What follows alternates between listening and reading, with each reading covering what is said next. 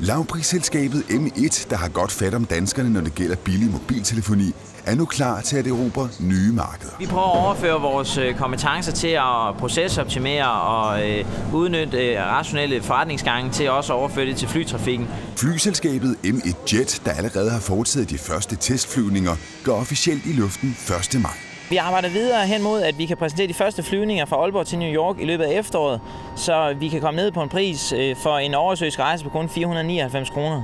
Flyselskabet forventer priser på 99 kroner til Miami, 25 kroner til Berlin og helt ned til 10 kroner for en indenrigsrejse fra Aalborg til København. Det er målet, siger de. Vi har set, at mange passagerer alligevel sidder og får sig en blunder, når de rejser, og det vil vi udnytte kommercielt.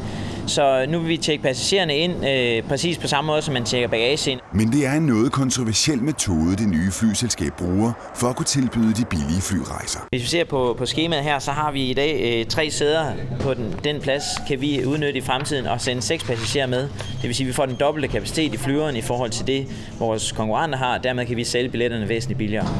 Så giver vi lige passagererne en lille let bedøvelse, så vi er sikre på, at de sover hele vejen frem til deres destination.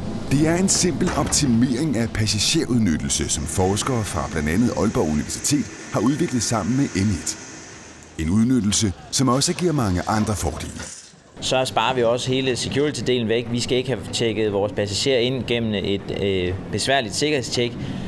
Vi skal heller ikke sørge for, at der er kaffe og aviser i flyveren. Vi kan sågar spare personalet i flyveren væk. Ingen stewardesser hos os. Vi sender bare passagererne direkte til deres destination, og dermed gør det langt, langt billigere end vores konkurrenter. Var det en god tur? Tur? Så... Fuck, jeg er tørstig, mand. M1 Jet forventer i løbet af 2012 at opnå 30% af den danske luftfart.